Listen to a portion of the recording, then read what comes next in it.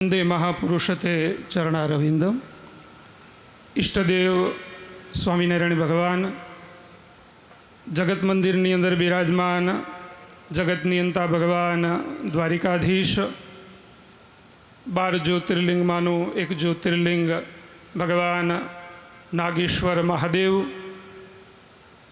एमनी मध्यमा भगवान द्वारिकाधीश ने अति प्रिय एवं गोलोक धाम एटले गौशाळानी अंदर आयोजित भगवान श्रीहरि एमनु वांगमयी स्वरूप श्रीमद सत्संगी जीवन ग्रंथनी आ कथा कहता द्वारिका महोत्सव एमना माध्यमथी आपणे श्रवण करीशुं। आ सारा ए ज्ञान यज्ञ एना केंद्र में आज आपने सौने आशीर्वाद देवा पधारेला वड़ताल लक्ष्मीनारायण देव पीठाधिपति परम वंदनीय पूज्य आचार्य महाराज श्री व्यासपीठ पर विराजमान पूज्य वक्ता महोदय सद्गुरुवर्य शास्त्री स्वामी नित्य स्वरूपदास जी स्वामी, मारा गुरु सद्गुरुवर्य कोठारी स्वामी गोविंद प्रसाद दास जी स्वामी, अमरा आ विस्तारना लोकलाडीला धारासभ्य जेमने संतोए उपनाम आप्યું છે धर्म सम्राट एवा आदरणीय पबुभा विरंभा माणेक, आप सौ वाला भक्तजनों यजमानश्रीओ, સૌથી પહેલાં તો શાસ્ત્રની અંદર બે વાત કરવામાં આવી છે। એક છે હરિકૃપા, એ માત્ર હરિકૃપા કહેવાય, અને બીજું છે અતિ હરિકૃપા। જેના ઉપર હરિકૃપા થાય એ દ્વારિકાની યાત્રાએ આવે, ભગવાન દ્વારિકાધીશના દર્શન કરે અને પાછા શનિ રવિની રજા માણીને જતા રહે। પણ જેના ઉપર ભગવાનની અતિ હરિકૃપા હોય એ 7 દિવસ સુધી અહીં દ્વારિકામાં નિવાસ કરી અને શ્રીમદ સત્સંગી જીવન ભાગવત આદિ કથાઓનું શ્રવણ કરે છે। માટે તમારા બધા ઉપર ભગવાનની અતિ હરિકૃપા છે, એ આપ સૌનું પરમ સૌભાગ્ય છે। સ્કંદ પુરાણની અંદર દ્વારિકાનો ખૂબ મોટો મહિમા બતાવવામાં આવ્યો છે। હું ઘણી વખત કથાઓ ને પ્રવચનના માધ્યમથી કહેતો હોય કે કોઈ પાસે થોડી ઘણી સંપત્તિ આવી જાય ને કોઈ ગૃહસ્થ પાસે, એટલે સૌથી પહેલો વિચાર કરે કે એક સારું મકાન બનાવીએ। હવે સારું મકાન બનાવવાનો જ્યારે સંકલ્પ કરે, વિચાર કરે, ત્યારે મકાન કે પ્લોટ ક્યાં લે? કોઈ સારામાં સારો પોર્ચ એરિયા હોય ત્યાં એ પ્લોટ લે અથવા તો પોતાનો બંગલો ખરીદે। જ્યારે ભગવાન દ્વારિકાધીશ અનંત કોટી બ્રહ્માંડના અધિપતિ છે, એને રહેવાનું ઘર શોધવાની વાત આવે ત્યારે સામાન્ય ભૂમિ કોઈ દિવસ પસંદ કરે નહીં। આ ભગવાન દ્વારિકાધીશે પોતે સિલેક્ટ કરેલી આ ભૂમિ છે, અને આ ભૂમિને ભગવાન દ્વારિકાધીશે પોતાની કર્મભૂમિ બનાવી અને 100 વર્ષ સુધી ભગવાન દ્વારિકાધીશ આ ભૂમિ ઉપર રહ્યા છે।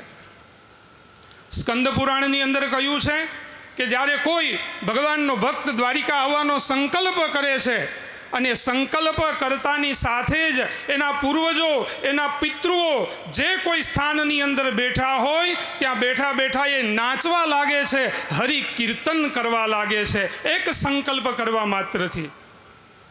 અને જ્યારે એ મનુષ્ય, એ ભગવાનનો ભક્ત, એ વૈષ્ણવ, એ સાધક દ્વારિકા તરફ આગળ વધે છે, એક એક ડગલે એને એક એક અશ્વમેઘ યજ્ઞનું ફળ મળે છે। તમે બધા જ કેલ્ક્યુલેટરની અંદર જરાક જોઈ લેજો, તમે કેટલા ડગલા દ્વારિકા આવ્યા છો। એક એક ડગલે આપણે જાજુ નહીં, ખાલી કિલોમીટરમાં હિસાબ કરજો। કોઈ 250 કિલોમીટરથી આવ્યા હશે, કોઈ 500 કિલોમીટરથી આવ્યા હશે।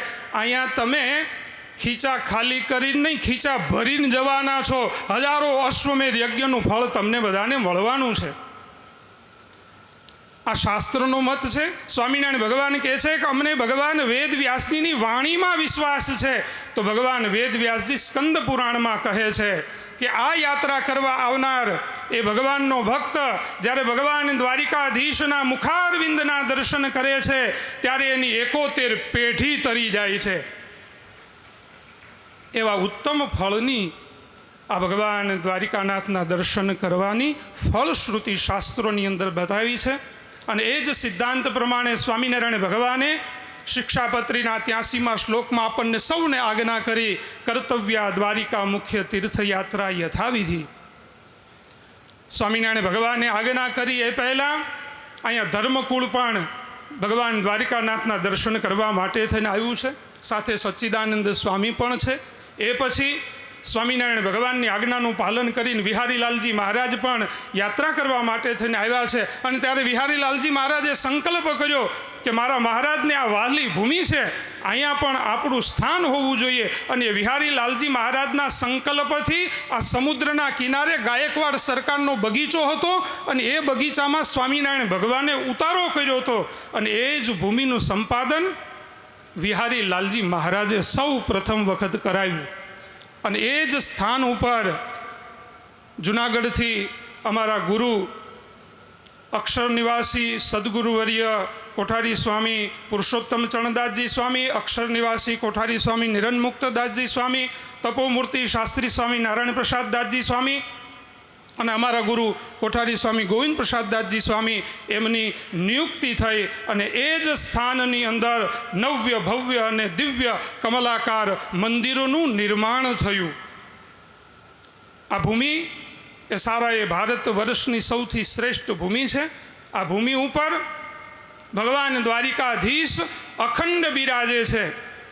તમને બધાને કદાચ ખ્યાલ હોય કે ન હોય, 1965ની અંદર ભારત અને પાકિસ્તાનનું યુદ્ધ થયું અને એ વખતે પાકિસ્તાન એના નેવી દ્વારા એક સાથે 9 સ્ટીમરો એ દ્વારકાના સમુદ્રની અંદર ગોઠવાઈ અને દ્વારિકા ઉપર ગોળાઓ ફેંકવાની તૈયારીઓ થઈ. બપોરના 12 વાગે આવી અને દરેકે સ્ટીમરોના માધ્યમથી ગોલ સેટ કર્યો અને રાત્રિના 11 વાગે ફાયરિંગ કરવું, ગોળાઓ નાખવા, આવો નિર્ણય કરવામાં આવ્યો. એ બધા જ શાંતિથી સૂઈ ગયા અને રાત્રે 11 વાગે અહીંયા દ્વારકામાં બધા જ ઘસઘસાટ સૂતા હતા. અને એ વખતે એ પાકિસ્તાન સૈન્ય દ્વારા 156 ગોળાઓ દ્વારિકા ઉપર ફેંકવામાં આવ્યા. પણ ભગવાન દ્વારિકાધીશ અહીંયા પ્રગટ બિરાજમાન છે. પરચો કેવો આપ્યો, એક પણ ગોળો દ્વારિકામાં પડ્યો નહીં, બધા જ રણમાં જઈને પડ્યા.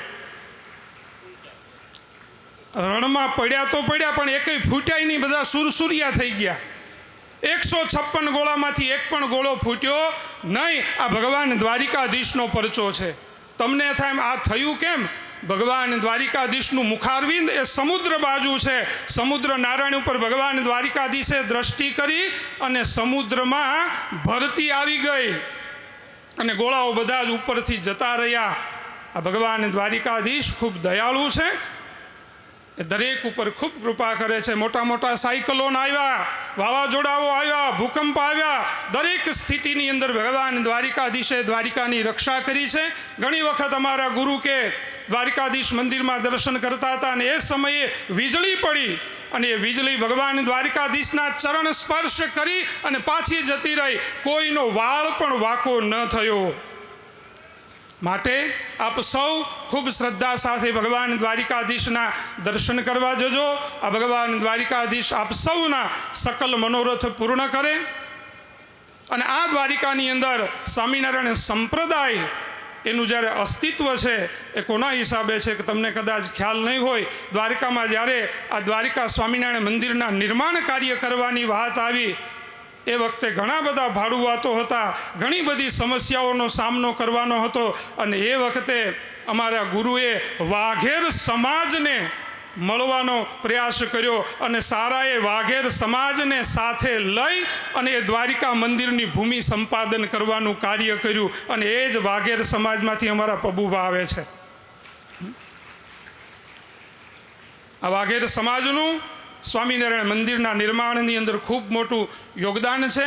એટલે જ ઘણી વખત હું કહેતો હોઉં છું કે અમારા પબુભા એ ધારાસભ્ય તો છે, રાધારમણ સ્વામી એની સાથે એ સારા સભ્ય પણ છે. એટલા માટે થઈને આવા ધર્મ કાર્યો અહીંયા થઈ રહ્યા છે. વિશેષ સમય ન લેતા પૂજ્ય નિત્ય સ્વરૂપ સ્વામી જ્યારે સરદાર મંદિરનો પ્રતિષ્ઠા મહોત્સવ હતો ત્યારે સ્વામિનારાયણ મંદિરમાં ઘર સભા કરવા આવ્યા. ઘર સભા ચાલુ હતી ને મનમાં મને એમ થયું કે આ નાની એવી ઘર સભા થાય છે પણ અહીંયા 7 દિવસની સત્સંગી જીવનની કથા થાય તો કેવું સારું. પણ એ 5-6 વર્ષ પછી મારો કામ પૂરું થઈ ગયો, સંકલ્પ પૂરો થઈ ગયો. બાકી અમારાથી શું થાય. પણ ખૂબ સુંદર મજાનું કાર્ય પૂજ્ય સ્વામી અને એમના મંડળના માધ્યમથી તમે બધા જ ક્લિપ જોતા હશો. રોજ અહીંથી અપડેટ તમારા સુધી પહોંચતું હતું. આ સંતોને તાળીઓથી વધાવો. રાત દિવસ આ સંતોએ મહેનત કરી છે. નાનામાં નાનું કામ સ્વામીના મંડળના સંતોએ કરે. નાનામાં નાનું કામ એ પાવડો લઈને ધૂળ ઉપાડવાની વાત હોય તોય શું, ટોયલેટ બાથરૂમ ફિટ કરવાની વાત હોય તોય શું, કે પછી સ્ક્રૂ ખોલવા કે બંધ કરવાની વાત હોય તોય શું, એ નાનામાં નાનું કામ એ બાલ મુકુંદ સ્વામીથી લઈને પાર્ષદ સુધીના બધા જ સંતોએ ખૂબ મહેનત કરી છે, ખૂબ મહેનત કરી છે.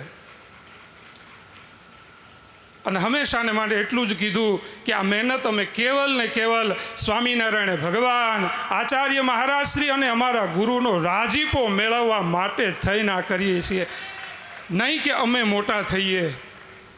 કેન્દ્રમાં તો સ્વામિનારાયણ ભગવાન, આચાર્ય મહારાજ અને ગુરુના આશીર્વાદ માટે પુનઃ સદગુરુવર્ય નિત્ય સ્વરૂપદાસજી સ્વામી એમના શ્રીચરણોની અંદર વંદન કરી પૂજ્ય આચાર્ય મહારાજ શ્રી જ્યારે આપણને સૌને આશીર્વાદ દેવા માટે થઈને પધાર્યા છે ત્યારે પૂજ્ય આચાર્ય મહારાજ શ્રી એમના શ્રીચરણોની અંદર કોટી કોટી વંદન કરી મારા ગુરુ સદગુરુવર્ય કોઠારી સ્વામી ગોવિંદ પ્રસાદદાસજી સ્વામી, શાસ્ત્રી સ્વામી જયેન્દ્ર પ્રકાશદાસજી સ્વામી, અમારા સારા એ મંડળ વતી પૂજ્ય સ્વામી એમને હૃદયપૂર્વકની ખૂબ ખૂબ શુભકામના સાથે પુનઃ ભગવાન શ્રીહરિ અને ભગવાન દ્વારિકાધીશ આપ સૌનું સર્વ રીતે મંગલ વિસ્તરે એ જ ભાવના સાથે અસ્તુ. જય સ્વામિનારાયણ, જય દ્વારકાધીશ.